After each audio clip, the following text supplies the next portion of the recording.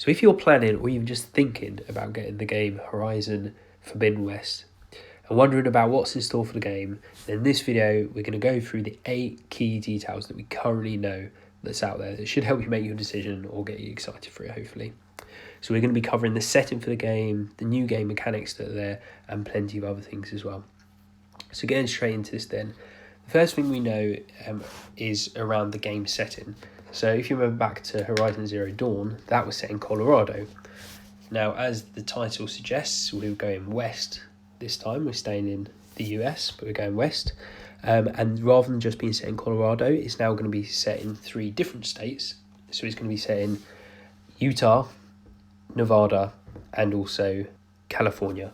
Now, we know from various pictures and also the trailer, there's lots of sort of landmarks that you can see. Plenty of interesting things there, various buildings. You see the Golden Gate Bridge.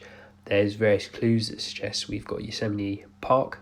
And we also see something that suggests we've got Las Vegas as well.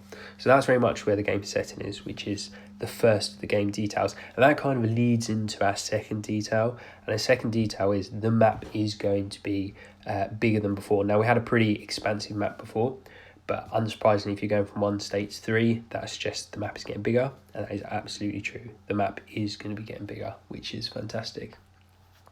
Now, number 3, we're moving on to game mechanics now. So before, if you remember, most of the game, or it's effectively all the game, took place on land. You could kind of walk across water. It's little streams that went through and things like that. But this time they're mixing that up.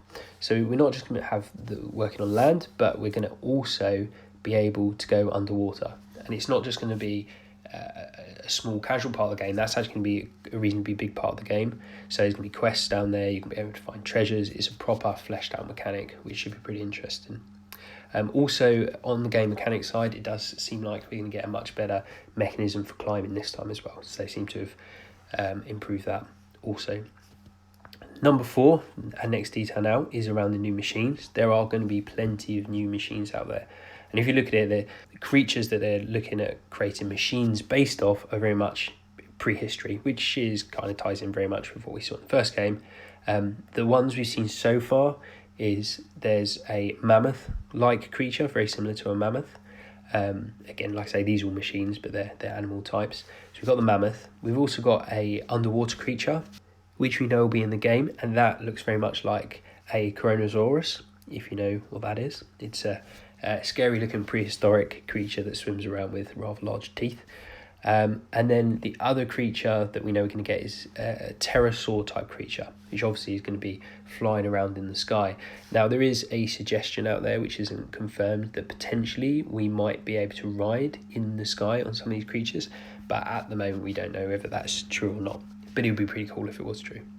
Now, just before we move on to detail number 5, just to say, if you haven't subscribed already, hit that subscribe button so you don't miss out on future videos like this. And you can also look at the back catalogue, lots of stuff on Hogwarts Legacy if that game is also of interest to you.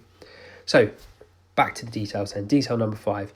Now, we've got a reasonably good idea of what the overarching mission will be on this game, which is relatively similar to the first. So in the first one, she was trying to save humanity. It sounds like she will be doing that again.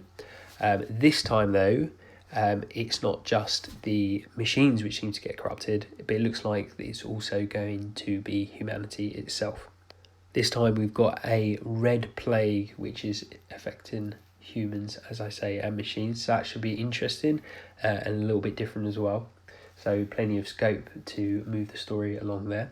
And to add to that point as well, for those of you that remember the first game, you remember that Hades was our big sort of main enemy there, if you will. And it looks like Hades is going to be the reason for the plague again. But again, that's not confirmed. That's a bit of conjecture, but I would expect that's the case. Detail number 6 then, now moving on to the fight mechanic. So again, if you think back to the first game, there was lots of fighting which very much was centered around the puzzle solving. So even for the smaller creatures, you had to kind of work out the best way to fight them. That is very much something that they're going to push for this next game. So for those very large beasts we've mentioned, you are going to have to work out how to beat them, because they are going to be very tough and probably quite a lot harder than anything or most of what we saw in the first game. So, item number 7 then. So, item number 7, we're talking about the release date now. So, it's not 100% confirmed what this will be, but very much the general consensus out there at the moment is this is going to be late 2021. Now, a lot of games have been pushed back, so whether or not this ends up in 2022, we don't know. But for now, it seems like, as I say, it's going to be late 2021, so expect just before the end of the year.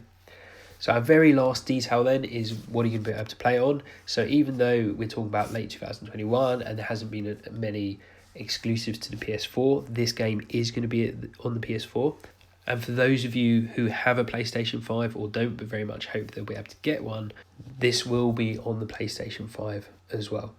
If you've liked this video, then hit the like button. It really does help the channel, so please do if you've enjoyed it. And as I said a little earlier, I'd love it if you subscribed. I'll see you on the next video.